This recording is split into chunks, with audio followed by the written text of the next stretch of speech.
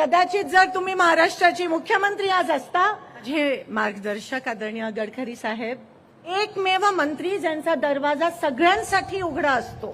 विरोधक म्हणजे वैयक्तिक दुश्मन. विरोधकांना सन्मानाची वागणूक देऊन, आदराची वागणूक देऊन आमची कामं मार्गी लावता. तेव्हा तुमचं वैयक्तिक पत्र जेव्हा मला आलं तेव्हा मला मनातून आनंद झाला. माझ्या वडिलांचे जवळचे मित्र सर, तुम्ही ते पण दिवस बघितलेत. बापू हो हो म्हणतायत त्या ठिकाणी.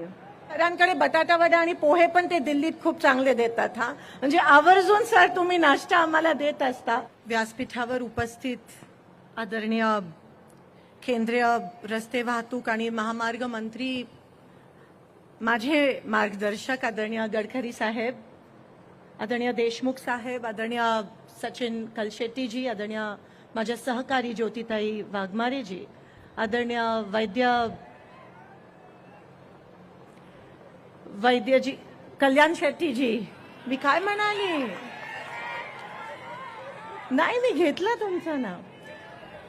उपस्थित सर्वच मान्यवर, आदरणीय कलेक्टर साहेब, आदरणीय आमचे कर्नाटकातून खास आलेले मंत्री B.R. पाटीलजी, उपस्थित सर्वच सन्मान्य व्यासपीठ. गडकरी साहेब, मी आपले मनापासून आभार मानते. थोडीशी दागदुग असते भाजपच्या कार्यक्रमासाठी सोलापुरात आजकाल यायच्या आधी, पण सर हा नॅशनल हायवेचा कार्यक्रम आहे आणि हा कार्यक्रम आपण घेतलात. आपण वैयक्तिक मला पत्र लिहिलं, कारण जेव्हा दिल्लीमध्ये पार्लमेंट सुरू असते तेव्हा एकमेव मंत्री ज्यांचा दरवाजा सगळ्यांसाठी उघडा असतो ते म्हणजे आमचे लाडके गडकरी साहेब. सर, आजच्या राजकीय पार्श्वभूमीत विरोधक म्हणजे वैयक्तिक दुश्मन जेव्हा समजलं जातं, तिथेच तुम्ही विरोधकांना सन्मानाची वागणूक देऊन, आदराची वागणूक देऊन आमची कामं मार्गी लावता. ते नवल आहे आमच्यासाठी आणि त्याबद्दल मी तुमचे मनापासून आभार मानते. माझ्यासारख्या एका कार्यकर्तीला हेच तुमचा स्वभाव बघून प्रोत्साहन मिळतं, ऊर्जा मिळते की तुमच्यापर्यंत, तुमच्या दरवाजापर्यंत काम घेऊन यायची हिंमत मिळते. कारण का सर, ती वैयक्तिक कामं नसतात, ती आमच्या मतदारसंघाच्या लोकांची कामं असतात. जेव्हा मी तुमच्याकडे आली होती 740 वळसंग मोहोळ बसवनगर महामार्गासाठी, रस्त्यासाठी, तेव्हा तुम्ही रिमार्क केलात. आणि रिमार्कच नाही केलात सर, पण जेव्हा तुम्ही ते काम मार्गी लावलं, जेव्हा त्या कामाला तुम्ही परवानगी दिली, जेव्हा त्या कामाला तुम्ही सँक्शन दिलं, तेव्हा तुमचं वैयक्तिक पत्र जेव्हा मला आलं तेव्हा मला मनातून आनंद झाला की सर, अशा नेतृत्वाची महाराष्ट्राला उणीव आहे. कदाचित जर तुम्ही महाराष्ट्राचे मुख्यमंत्री आज असता तर खरंच आमच्या महाराष्ट्राची परंपरा बळकट राहिली असती आणि आम्हाला अजून बळ मिळालं असता आणि महाराष्ट्र पुरोगामी विचाराचा महाराष्ट्र राहिला असता. सर, हे हिमतीने मला या ठिकाणी सांगावं लागतं. माझ्या वडिलांचे जवळचे मित्र सर, तुम्ही ते पण दिवस बघितलेत. बापू हो हो म्हणतायत त्या ठिकाणी.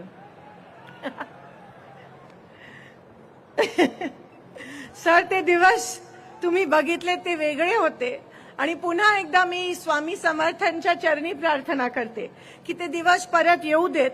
सर, ज्या रस्त्याची अनेक कामं आणि हायवेची कामं जी तुम्ही आज मंजूर केलेत त्यासाठी मी सोलापूरकरांच्या वतीने तुमचे आभार मानते. खरं आमच्यासाठी खूप सोपं जाणार आहे. हा रस्ता खास करून जो वळसंग मोहोळचा रस्ता आहे सर, सोलापूर शहरातून खूप जड वाहतुकी जातात आणि त्याच्यामुळे लहान लहान चिमुरडी मुलं त्याच्यामध्ये चिरडली जातात. आम्ही खूप वर्षापासून बायपास रस्त्याची मागणी करत होतो, पण ह्या रस्त्यामुळे तो जो प्रॉब्लेम आहे तो सुटला गेला आहे आणि म्हणून जे हेवी व्हेकल आहे इथून आता जातील आणि सोलापूर शहरातून जो जाणारा हेवी व्हेकलचा ट्रॅफिक आहे तो कमी होईल. त्यासोबत कल्याण शेट्टीजी म्हणाल्याप्रमाणे जो शेतकऱ्यांचा माल आहे त्याची देखील मूव्हमेंट या रस्त्याच्या माध्यमातून योग्यरित्या होईल. सर, मी जास्त वेळ घेत नाही, पण NHAIच्या ऑफिसर्सचं मी मनापासून त्या ठिकाणी अभिनंदन करते. सगळ्यांना घेऊन, सगळ्यांना एकत्रित घेऊन कोणत्याही भेदभाव न पाळता ते काम करत असतात.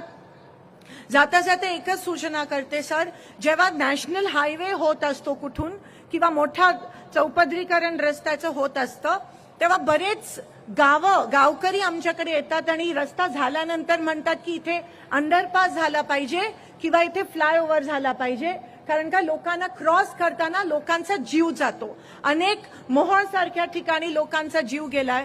म्हणून एवढी विनंती करते, सूचना देण्यास मी एवढी मोठी नाहीये, पण विनंती करते की जेव्हा हे रस्त्याची कामं होतील तेव्हा कृपया करून सगळ्या गावकऱ्यांचं त्या ठिकाणी म्हणणं ऐकून जिथे अंडरपास करायचं असेल तिथे अंडरपास किंवा जिथे फ्लायओव्हर करायचं आहे तिथे फ्लायओव्हर करण्याची आदेश आपण आपल्या ऑफिसर्सना द्यावे अशी विनंती करते.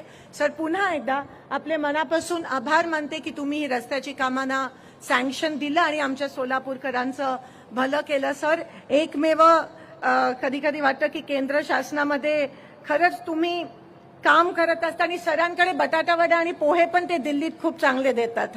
म्हणजे आवर्जून सर तुम्ही नाश्ता आम्हाला देत असता आणि त्याबद्दल पण नाश्ता पण देता आणि आमची कामं पण करता आणि कोणत्याही राजकीय भेदभाव न ठेवता तुम्ही सर आम्हाला मदत करता, आमच्या लोकांना मदत करता. त्याबद्दल तुमचे मनापासून आभार मानते आणि आपली रजा घेते. धन्यवाद. जय हिंद, जय महाराष्ट्र.